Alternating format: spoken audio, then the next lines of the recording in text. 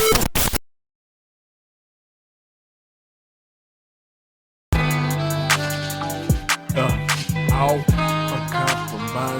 uncompromised,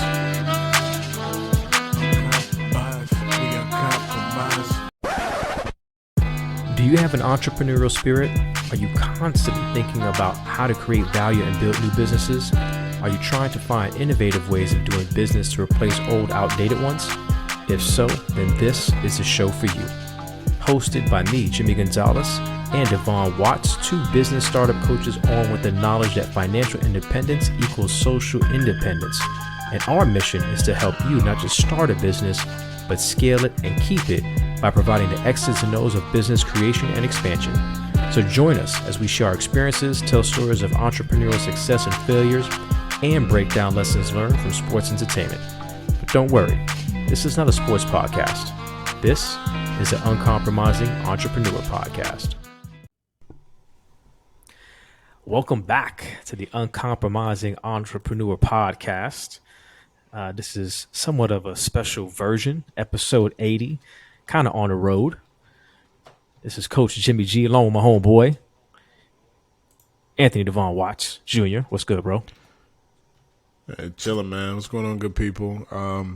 So we had a crasher at our pre-pro meeting. Yes. The newest addition to the family, Rome wanted to be held while me and Jimmy was chopping it up on this upcoming episode, and again, in true new to this world, baby Similac still on the lip fashion.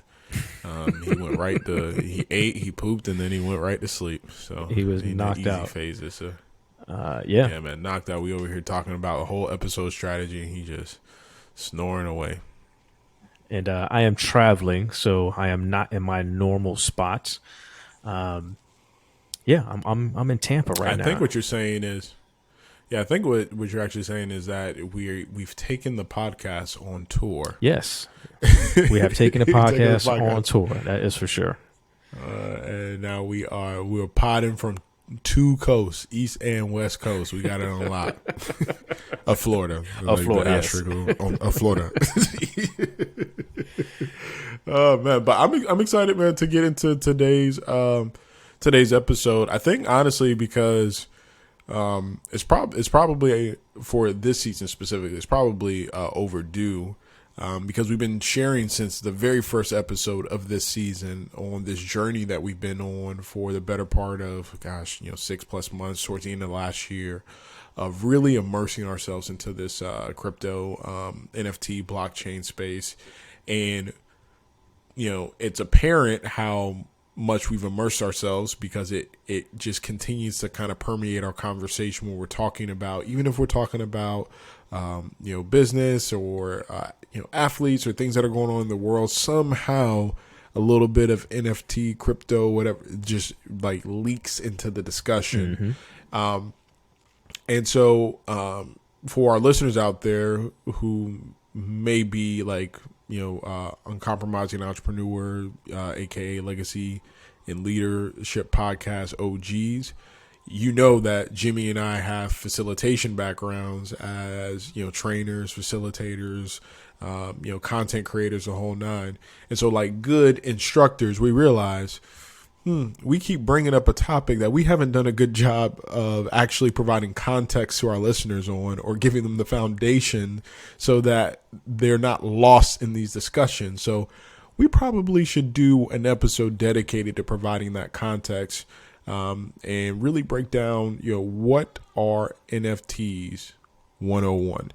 And so that's what we're looking to do a little bit today is, kind of provide a lot of context for those things that we've been talking about. And then I think it'd be helpful for us to double back to, where we may have referenced some of these things, right? And like how they tie in. So, y'all know us. It's going to be super informal conversation between me and Jimmy as we break these things down and then reference where we've been talking about this before. And, hopefully through that journey, you guys get the context, the understanding, the information that you need to feel like you are better versed in the value of this space. And I think that's the biggest thing that we keep kind of harping on, because once you understand the value of this tool, it really is like, being one of the first companies to fully unlock or realize the potential of the internet when the internet first emerged, right? Again, you've heard us, share the story before. People, when the internet first emerged, people thought, oh, that's just a place for people to go on chat rooms and have sketchy conversations. But it was the other individuals, the creators, first and foremost, who realized, no, I can use this. If I can use this to have conversations, I can use this to have connections. If I can use this to have connections, I can use this to have tribes. If I can use this to find a tribe, I can use this to to connect and to sell. And if I can sell, now I'm no longer bound by the geography of where I'm currently at. Now my market has 100x, 200x, 300x, because I can find a customer all the way across the United States that wants what I have, and now I can get product to them. And so that's why we champion this, because this is literally akin to that. And we definitely don't want any of our entrepreneurs out there, our solopreneurs, those in the creator economy out there that are either aware of on the periphery or not fully aware or not a believer, to miss out on the opportunity to participate in literally the emergence of the internet, but the 3.0 version. Yeah.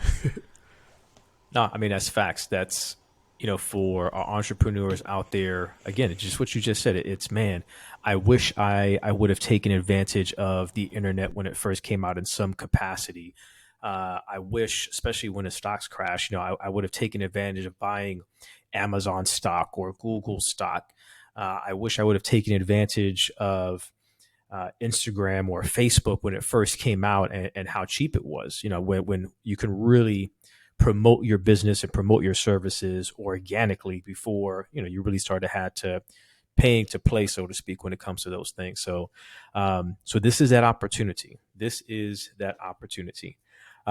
What I want to do before we jump in, for two reasons. I'll be remiss if I do not mention this, and I forgot to tell you about it because it's just exciting. So for two reasons. One, because this person is near and dear to my heart, and two, because they are a loyal listener, a very loyal listener, and even called me out about a week ago or so, in saying, hey, like I was going to text you because I was waiting for the next episode to come out and you guys were late. So I appreciate that sincerely, because I know it was coming from a place of love. So my stepmother, Linda Gonzalez, talking about legacy, and this is not about being an entrepreneur for her, but I think it's just about being creative. She just released a book today, man. She wrote a children's book. What? Yes. It's called If. Yo, that's dope. I just found out. So her birthday was yesterday. I just called her and or the day before, had a really great conversation with her and talking about the future and stuff. And like she was kind of keeping it under wraps. But it was just released today. If Acorns Could Talk by Linda Gonzalez. It is already a #1 Amazon bestseller. So we're going to put the link in the show notes. But if you're out there, if you have children, if you have nephews, nieces, If Acorns Could Talk, I'm sure it's going to be fantastic. Show moms some love, y'all, and check out the book. I'm sure, I know I would appreciate it. I'm sure she would appreciate it. And that little person in your life, I'm sure they're going to appreciate it as well. So I hadn't mentioned it to her yet. She knows about what we're doing, because I've had those conversations with her and my pops. I'm like, man, I know that books is another opportunity when it comes to NFTs, and how you publish and how you offer this type of material. So excuse me, we'll see what happened with that. But I'm super excited for her. No, that's super dope, man. Shout out to our creators. Shout out to the people who, regardless of where life takes you from a, feeding your family perspective, you do not give up on that creative instinct, that creative desire to just put something out into this world. And you bet on yourself, man. It takes a lot to to not just go through the process of creating and taking things from ideation to, execution, but then to self-publish and to put it out there, man. I'm super excited to actually check out the book. Definitely want to cop some for my little ones, and Lord knows they love to devour books, so that's going down. And yeah, I agree with you. We probably need to have some off mic conversations with the creator to talk about different ways that they can deliver, that kind of IP and content, unlocking the power of NFTs. So that's actually a fitting, a real life example that we may be able to build on or help to build out for sure. Yeah. So, so more to come. Very, very excited about that. Again, that's kind of hot off the press, some news that I found out about, but then there was some things released on social media, on Instagram today by the family, and yeah, super excited. So more to come on that for sure. That's dope. Y'all hear that out there? Y'all mamas ain't writing books. Step your game up. Step your game up. Step your game up. If acorns could talk, what would they say to you? Acorns. Let's find out.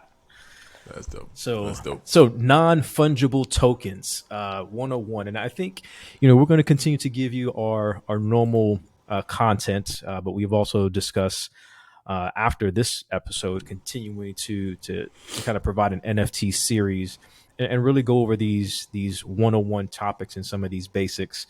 And then we'll see where, kind of where it goes from there. We have been talking about community a few times over a couple of the last episodes, and specifically the community that we've been involved in, and kind of not just immersing ourselves in this NFT space, but also again with the specific community in the Onaji project, and we're definitely looking to get some of the founders from that project on for an MBA series. So we're still talking, because this is business, y'all. We're still talking about business. We're still talking about entrepreneurship. We're still talking about creatives in this space. So we do feel really excited about what we have coming up and what we feel you'll be able to learn and take advantage of it in one way or another, whether that's from an investment perspective or you start to see different ways that as an entrepreneur, again, you can get in this space and really continue to build community, to add something different, maybe to a community that you already have, you've already nurtured, you've already started. Yeah, for sure, man. I mean, I think the thing that I get the most, I don't know about you, but, as we have conversations with people who are aware of the, NFTs, at least on the periphery, right? Because of it started to permeate pop culture, right? You're starting to hear it. You're starting to see it on your timeline. You're starting to hear it come up if you turn on the television. You're starting, when it starts making its rounds on the late shows, that it has embedded itself in the culture. I think it was, who was it? Maybe Jimmy Kimmel or somebody like that who had Paris Hilton on, and Paris Hilton was talking about her involvement in the cryptocurrency NFT space. And excuse me, actually, I think she ended up gifting everybody in the audience an NFT, right? So there's not a single person, for the most part, if you have access to any type of device, that is not aware that NFTs exist.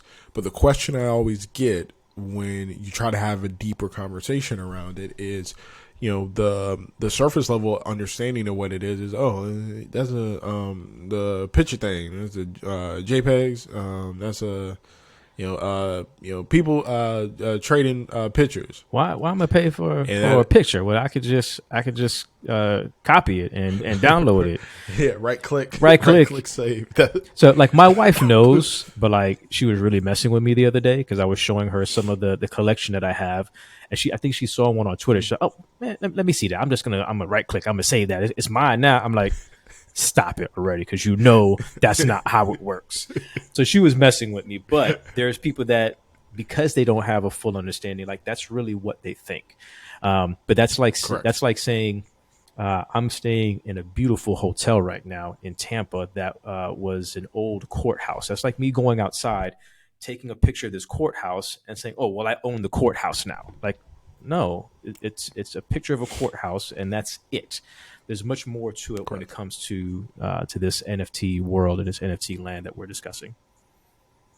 Yeah, correct. Right. So actually, I love the example you provided there, and to kind of build off of that. Right. So the analogy you provided is spot on. Right. Nobody would ever think that just because I looked at a property on Zillow, right, I can see it, I can save it, right, I can heart it, I can save it, right. It's in, I saved the image. Oh, now I own the property. I have that. I own that home. All right, bro, go and try and walk through the door. Facts. Right.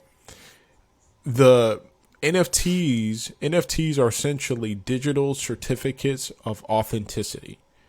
They are, you've hear people, say that they're digital receipts. That could be another way to think about it for sure. In this housing analogy, it'd be akin to a deed to a property. It is the digital record of ownership. So when somebody says I am collecting a NFT or I'm collecting something, it's not that I have the image. It's that I have the image and the digital record of authenticity to show that this is a true creation from the creator. Now, why does that have value? Well, it's no different than in the art world, right? One of my favorite spots, you're in Tampa, not far from St. Pete, obviously. They have the Dali Museum there. Yes. I love the Dali Museum. When you go through the Dali Museum, even when you're leaving or even when you're entering, there's a section of gift shop where you can get prints of some of the work. Now, the official Dali paintings are on the second floor. There's a portion of the gallery you walk in is beautiful. They have the docent who's actually, knowledgeable and kind of giving you the tour of all these pieces of art and why he created them, when he created them, and all that stuff. You have the official pieces, like painted by Dali himself, that are kept in this gallery. And obviously there's a certain level of security and precaution that they take in order to protect the piece because of how valuable it is, right? Now, I can go downstairs and I can get the copy of that same original piece, but I can't go and sell it on any marketplace and try and charge the same as the original, right? One of my one of my favorite pieces from him is Geopoliticus Man. I actually have it back here somewhere. It's rolled up. It's like a guy being born from an eggshell that, excuse me, is in the shape of the earth. And so the real authentic, like, certificate of authenticity, like, we knew that Dali touched it, painted it with his own hand, the whole nine. That is a priceless piece of work. The copy that I have that I got from the gift shop after I went through the Dali Museum and then wanted to take a piece home was like $18. I can give you the price of that work, right? I can't treat it like it's the priceless piece of work. And so the value is in the certificate of authenticity, or again, this non-fungible token, Now, what do we mean by, fungible versus non-fungible, right? So again, NFT is exactly a non-fungible asset. So that means that it is unique, right? It is unique. It is a way to reflect that, hey, this is a unique digital certificate saying that this is a unique piece of work. This is unique creation. Now, excuse me. Unique just means not that this is the only one of its kind, but that it is a piece that is truly created by this artist or this individual. It is a confirmed, valid piece of work, right? And so you can have collections where you do 20 prints, but we know all 20 are unique pieces of work. I think a good example of that, right, is if you happen to go to a live performance for an artist, right? Let's say you went to Michael Jackson's very last performance, before he passed. God bless the dead, right? Michael Jackson's last performance. And you happen to get access to standing in line with other people that got a chance to get signed like an autograph from Michael Jackson from his last performance. Doesn't mean that you're the only one that has that autograph. Other folks that got a chance to be in that line, right, also got a real autograph from Michael Jackson. But that doesn't diminish the value, right? The scarcity actually increases the value, right? The scarcity actually increases the value. So I may not have the only one, but I have one of the only ones. And I can prove it through authenticity, right? Through various methods that this is truly a real Michael Jackson autograph. The beauty with NFTs and with, again, non-fungible tokens and the blockchain, and we'll talk a little bit more about the blockchain, is that you don't have to go out of your way to try and prove that this is a authentic, like certified piece of work. The blockchain itself does that for you. Yeah. The fact that it's written into the blockchain is the validation, the proof that this is a unique piece of work. So non-fungible means that this is a unique digital certificate that's stored in the blockchain, and that digital certificate contains like the ownership rights and the details of that digital asset, and that it has a unique value because of that, right? So that's a little bit more about like a digital certificate and what we mean by non-fungible versus fungible. Fungible obviously would be the opposite of that, meaning that it's not unique. It doesn't have a different value. Excuse me. It doesn't have a different value. Non-fungible again means that it's unique. It has a different value. And even if you hold many units of this, right, it can have the same value. There's still, because it's an authentic, unique digital certificate, the authenticity and the scarcity actually increases the value of that. Mm-hmm. Which is different than something that's fungible. So if we think about, talking about cryptocurrency, if we're thinking about Ethereum, if we're thinking about Bitcoin, even if you're thinking about just USD, just the dollar bill, like it's fungible because, if you have one Bitcoin, I have one Bitcoin, we can trade it, but it's going to have the same value regardless. As opposed again to what everything you just broke down. Again, that non-fungible asset, in this context, we're talking about NFTs. It has its own unique value. Correct. And I love that point that you're making, because the unique value can also be determined by the person that I'm exchanging with. Mm-hmm. Right. So, when you think about it, I can hold this piece. It's again, it's a non-fungible token. It has all of the, digital information, that's written into the blockchain as a certificate of authenticity, the whole nine. And because of what that NFT is tied to, it can, Jimmy can interpret the value of that differently than I. Now, how does that apply to the real world, right? What is the real world parallel? Well, think about how people view things like baseball cards. Think about how people view things like sports memorabilia. Wait, even your home. A home is a fungible asset. Correct. Oh, actually, and we've been talking a lot about real estate. Example. Yeah, that's an even better example, bro, because of the market that we're dealing with right now, right? So, I don't know if I shared on this pod or not. And if I have, please forgive me. If not, you guys are finding out now. But we're going through the process of purchasing a home and getting relocated back to Central Florida. And the way that this market is played out, it is absolutely ridiculous. This is a perfect use case of how a non-fungible asset reacts due to scarcity. Right. We all know that the inventory of houses is in short supply. And so you have more people that are looking to buy than there are actually properties to buy.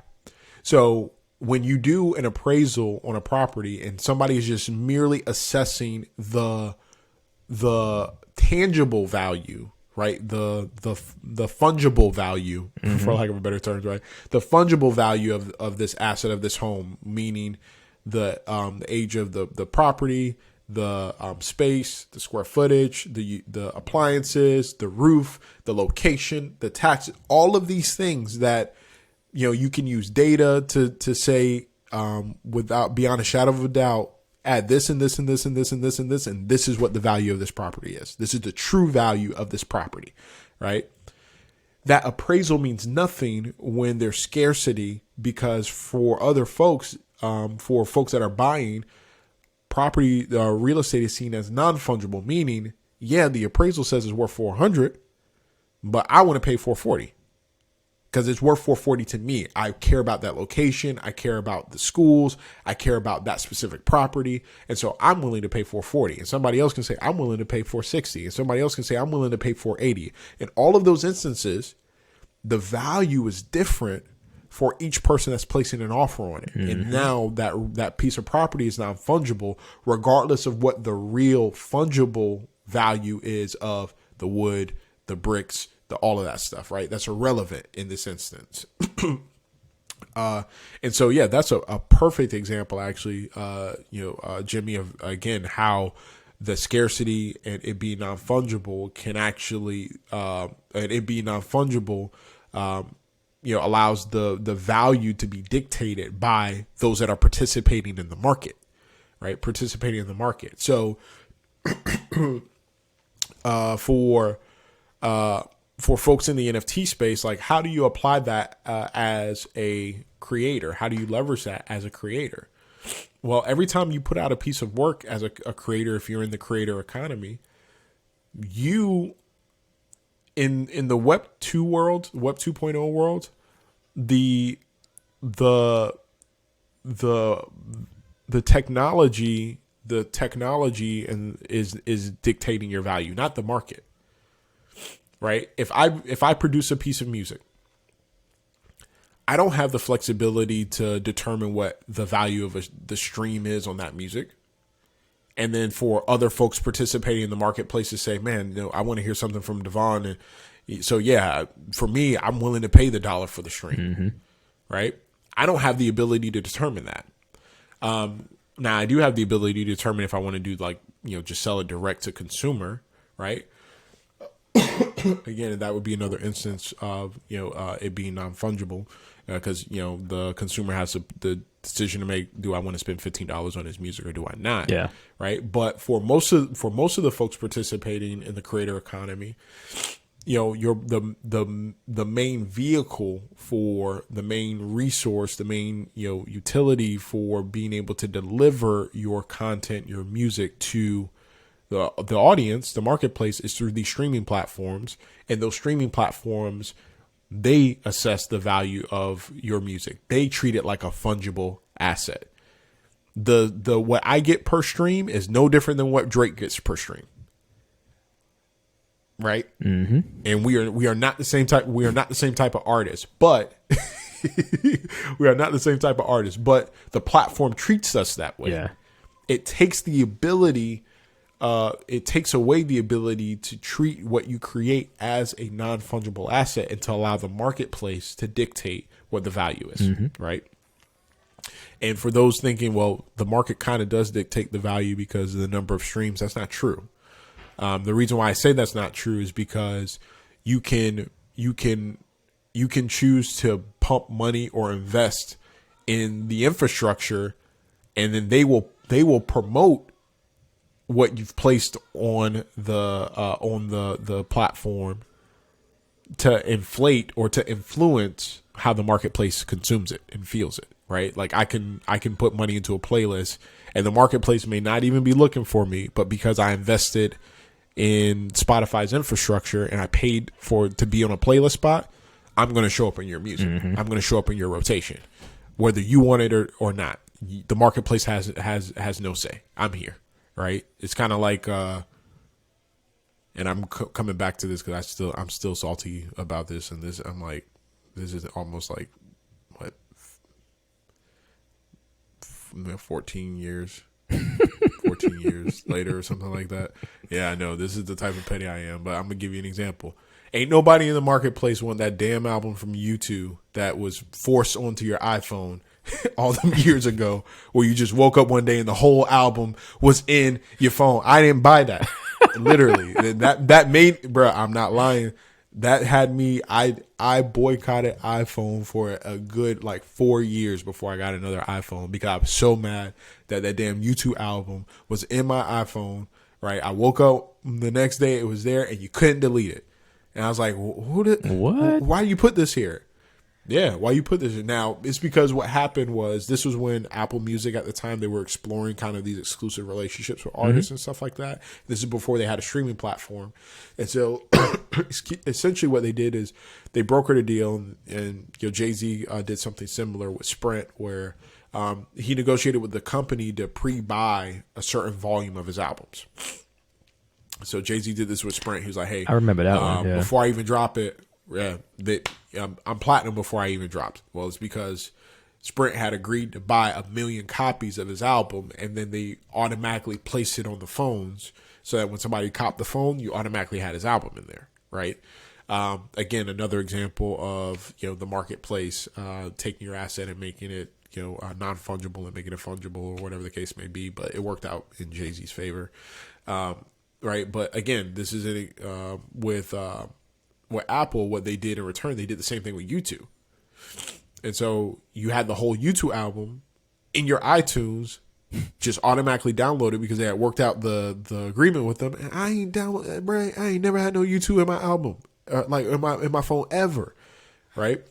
And so I'm sharing that to say that if you think that by just being on these platforms, the marketplace would dictate the value based off of what they play, I'm here to tell you that's a falsehood, because you can invest in the infrastructure and they will boost certain artists based off of those relationships, regardless of how the marketplace feels about it, right? How the marketplace feels about it. Excuse me. But yeah, I think that's again, a really, really solid example of how the Web 2.0 will limit your ability to unlock the value of what you create, and truly be able to treat it as non-fungible. Okay. So now that we've broken all that down to you, you mentioned blockchain. That word blockchain earlier. So we'll jump into a little bit of that because, and we're not taking a deep dive, y'all. We're going to try to keep it as surface level as possible, but again, trying to give you enough information so that you have a good understanding as well. Then again, you can continue to search or just wait, because we'll continue to provide some more information to you over the next several weeks. But smart contracts, to me, this is, when I found out about this, I think you as well, as we're having conversations, like this is one of the things that truly, especially as an entrepreneur, right? Because you may be one of our uncompromising entrepreneur family out there. And like myself, I'm a creative to a certain perspective or respect, but I'm not an artist. I don't make music. I can't draw with hand, digitally, anything like that, right? So what really got me excited was the smart contracts and how NFTs are created with these smart contracts. So the correct term for creating an NFT is minting. And what I appreciate about you, D, is, as by now 4 or 5 months ago, when you started taking that deep dive, you weren't learning about it, but you actually created some pixel artwork, and you minted some NFTs just to go through the process and learn, right? So all NFTs are minted in association with a smart contract. And again, these contracts are basically programs that are stored on blockchain networks. I guess the most popular one right now is the Ethereum blockchain. I think probably about 60% of NFT projects are on Ethereum right now. But the cool thing about these smart contracts is that you can use them to define specific things about the NFT itself. So going back to the example that we were giving earlier about art, and you mentioned Salvador Dali, right? Which we had back when I was in Tallahassee, way back in the day in college. Me and my cousin, Senator, we had about 5 or 6, obviously not original art. That's kind of part of the whole conversation, but we had about 5 or 6 Salvador Dalis all up in the little crib that we had, which that was fun. That was a whole different story, but I digress. My point is that one of the things that are very cool as an artist, again, keeping it with that example, is if I make a beautiful piece of art that somebody finds very valuable, and even if I sold it for $25,000, okay, that was a great sale. Even if I sold it for $100,000, but if I sold that to Devon, because Devon loves me and he bought my artwork and he loves the art, once I've sold it, that's it. I made $100,000, $25,000, and that's it. Now, if it goes up in value, because again, the art continues to get more attention, and Devon ends up selling it. Again, Devon made some money off of that.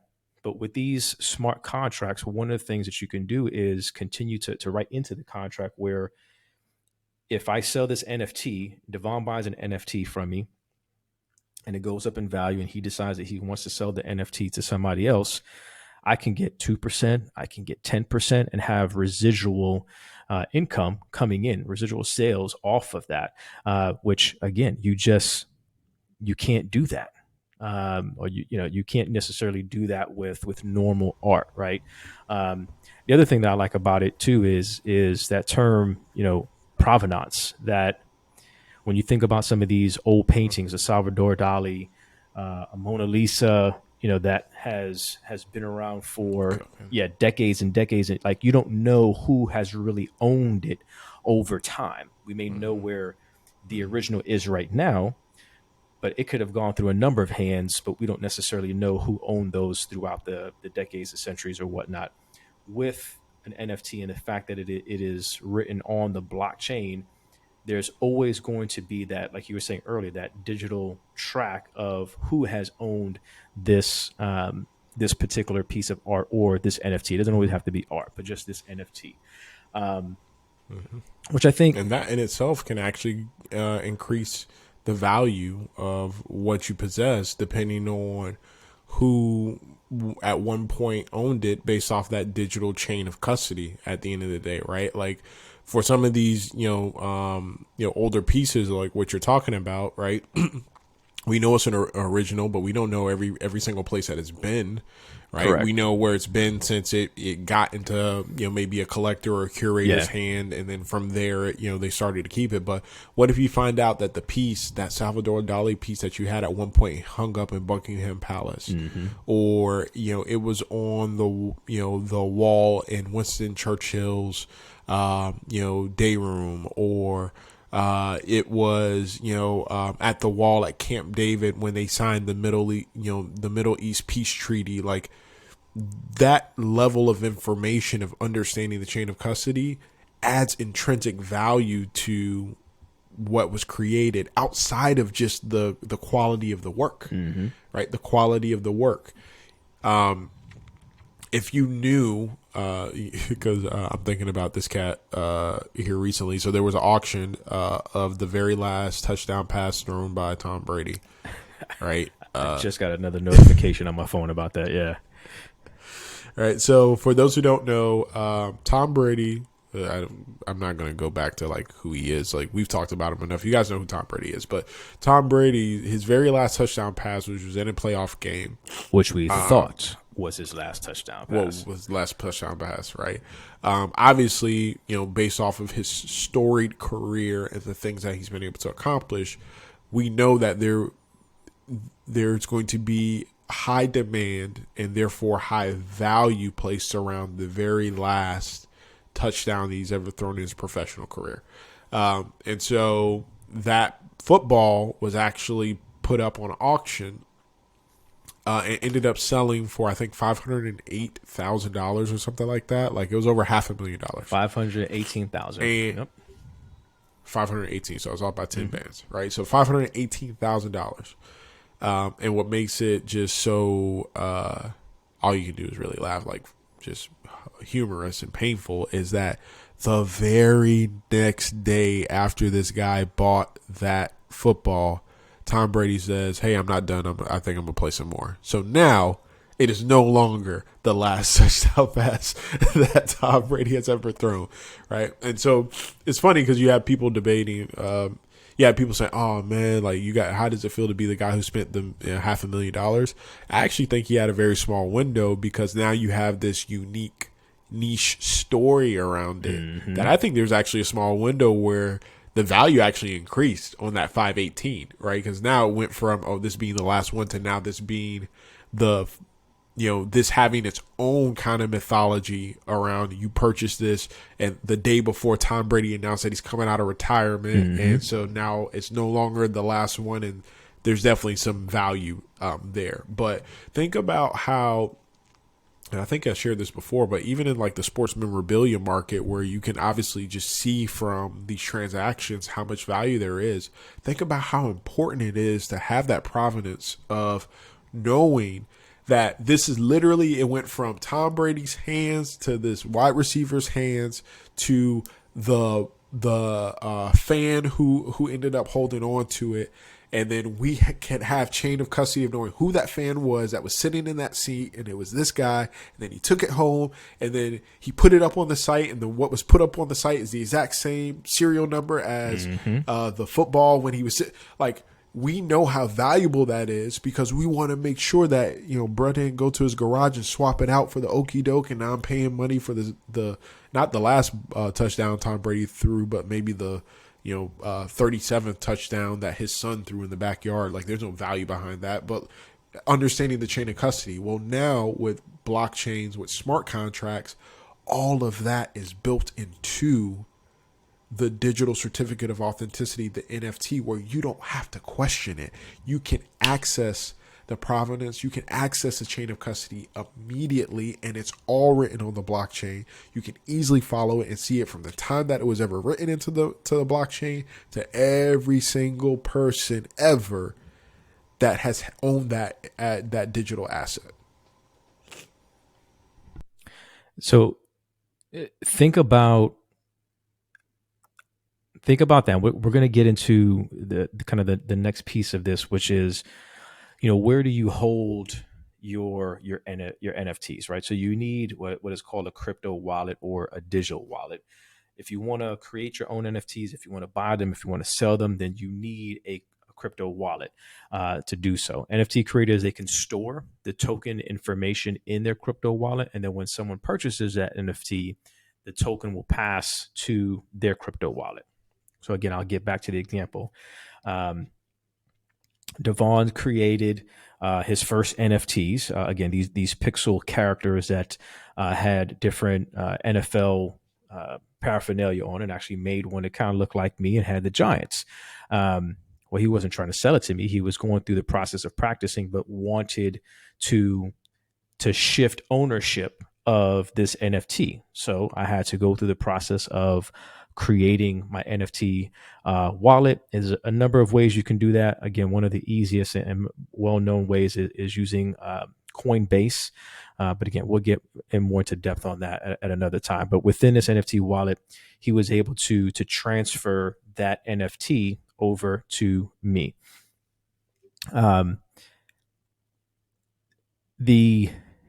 I guess it depends on your perspective, but one of the cool things though is, you can go to my NFT wallet and you can see what I own. Like that's not something that I'm trying to hide, right? And I think when you think about these NFTs and how popular this really can and I think will become, it's all about, when you think about this day and age and social media and just socially how we are and how we communicate, it's about what I got. And it's not even necessarily trying to floss per se, but we communicate a lot subconsciously, consciously, by the things that we buy. I had a conversation at dinner because I was wearing a bracelet that is made out of like tiger eye stones. Really nice bracelet. I think my wife got it for me for Christmas. I wear it because I like it. I have a particular watch. I have particular rings. You may be wearing a hat, right? When I think about, there's been plenty of times where you're rocking your Vikings hat. I'm rocking my Giants hat. We're communicating something about that, right? Something about us. This is my team. This is how I like to dress, or I like this brand. Whether, there was a point in time where like I only wore Adidas because I love Notre Dame. Notre Dame was sponsored by Adidas. So I was buying a lot of different clothing and stuff like that. That was just Adidas. It is very similar as you go through that process of purchasing NFTs, whether they're the art kind of, and again, we'll kind of dive into the different kinds of NFTs that are out there, and I think will continue to be created as time progresses. But it's really just about communicating what you got and the things that are important and special to you. And I think that's also really unique about this space is like, and you can't fake the funk. Again, we were, when we first started, you can act and rent out,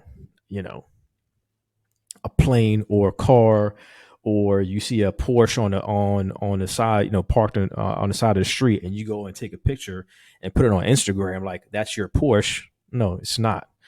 But when we're talking about these digital assets, again, that are on the blockchain, that are in your wallet, it is a fact that you own that piece of art or that digital asset. Again, it's not always going to be art, but you own that digital asset. And there's no way to get around that or to fudge that. You know what I mean? So again, I think that is super unique about this NFT space and this NFT world.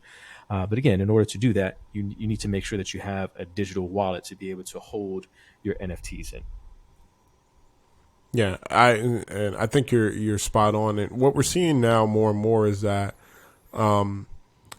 large aspects of our life, or to your point, how we communicate what we value, is really digitized today. From the pictures we put on social media to, hell, how many of us are using Cash App, using Apple Pay, using Google Pay, using these things where, if you would have told us 10 years ago, the thought of like just using your phone as a single source of everything, right? From storing my insurance cards to important documents, my passport, to my various forms of payment.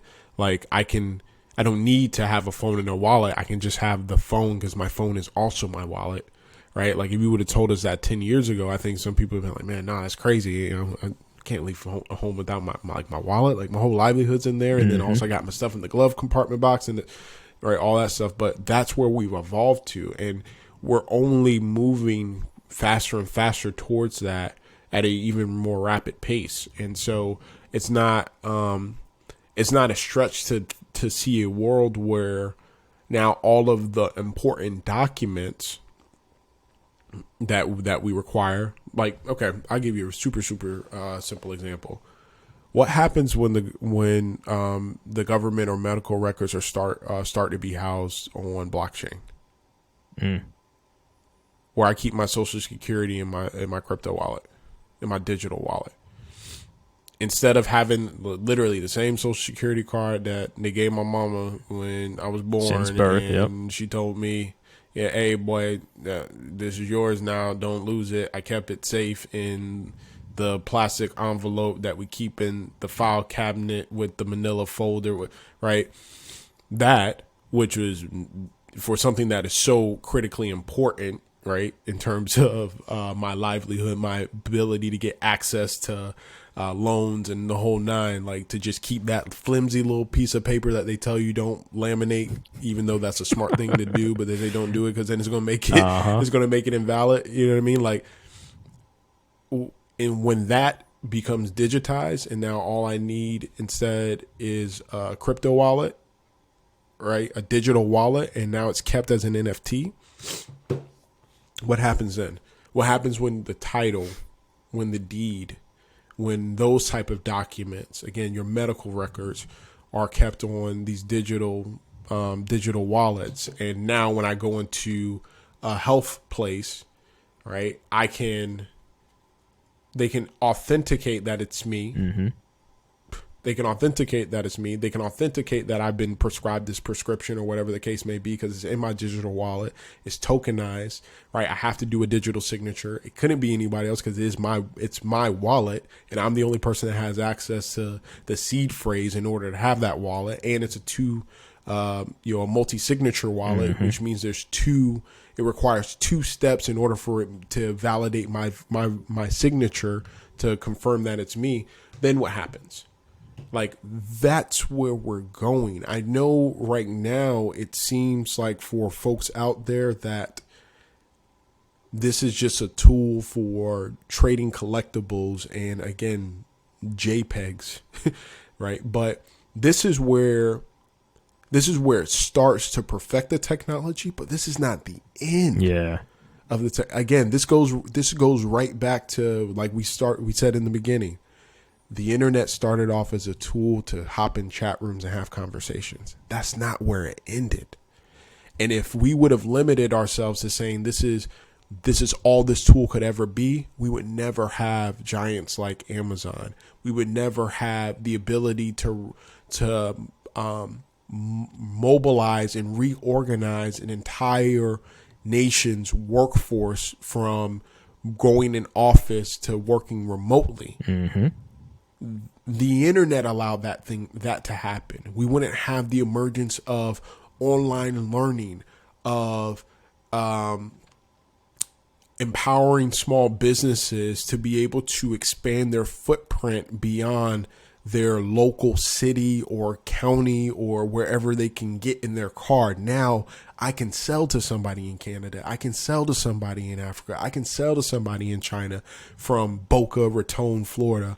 And I have access through the internet to the supply chain and logistics to get it to their front door. Now, imagine if we had just stopped the idea or killed the idea or the notion of embracing the internet at, oh man, ain't that just a thing for the chat rooms? You can go into weird ass chat rooms and y'all have sketchy conversations. Is that what that's for? So I guess use that as a cautionary tale to say, if you minimize the value of these things that we're talking about, this technology that is being built, literally innovated on every single day. We've been in this space for months, almost a year, a couple of months shy of actually a year.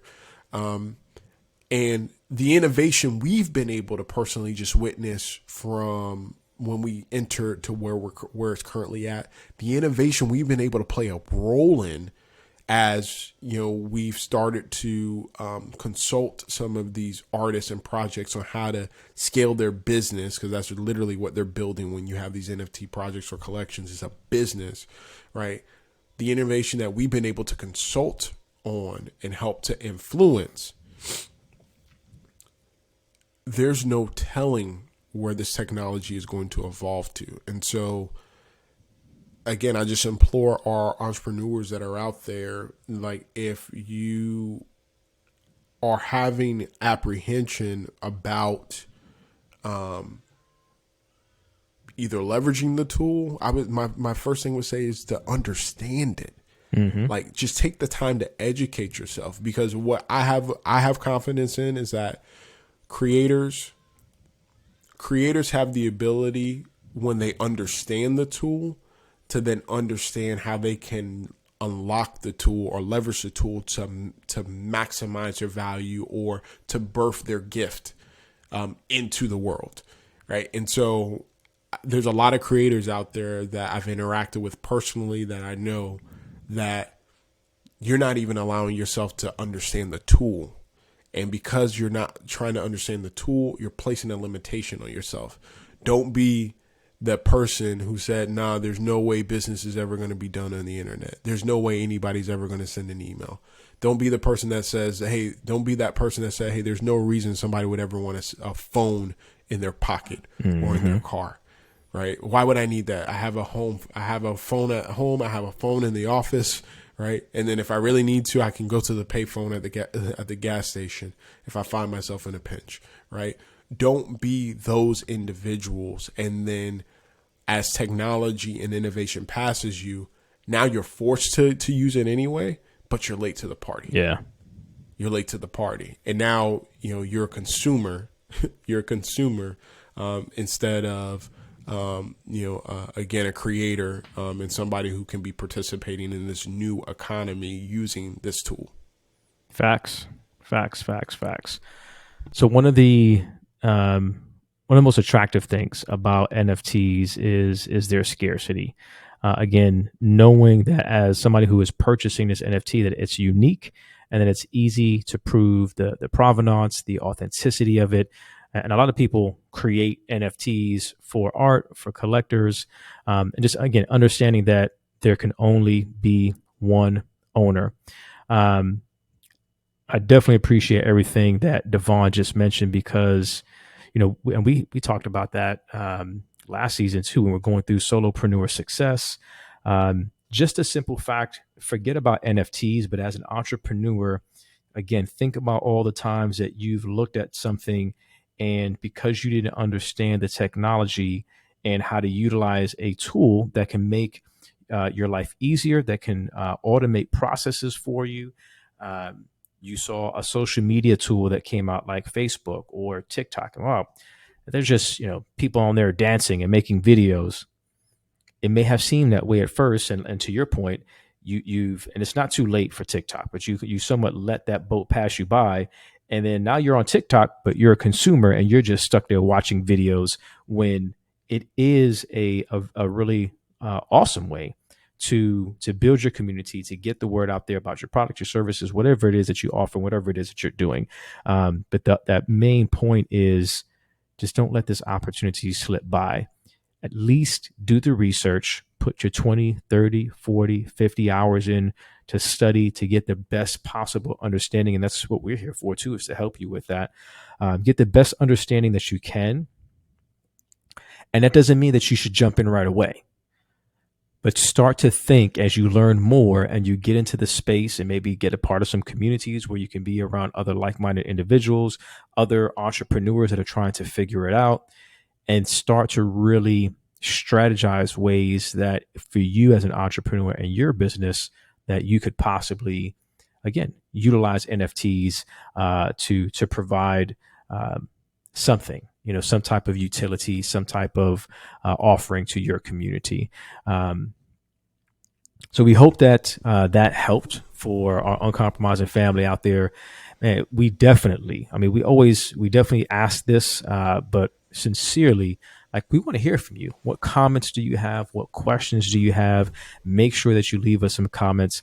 If you have questions, let us know what those questions are. You can either leave it in the comments section within this particular episode. You can always reach out to us at info@uncompromisingcoaches.com. If you want to send us something direct and just put episode question in the subject line, again, we'd be more than happy to go back and forth and answer your questions that way too. If you have stuck around to this point, we appreciate you. If you are a new listener, thank you for taking the time to stop by.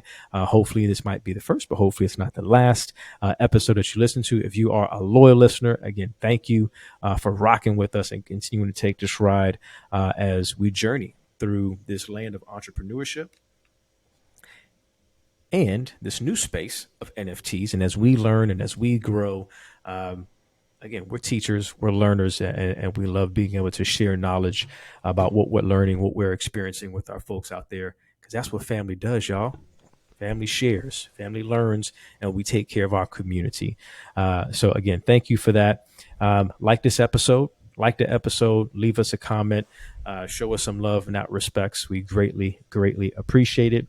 Again, shout out to my stepmom, Linda Gonzalez, and the new book that has just been released. If an Acorn Can Talk, you can find it on Amazon. We will leave a link in the show notes as well for that special little loved one that you have in your life, or for the 2 or 3 that you have in your life, like my homeboy Devon over here. So again, we appreciate you, Uncompromising family. Thank you as always. And until next time, y'all, God bless. Stay encouraged. Stay encouraged, y'all.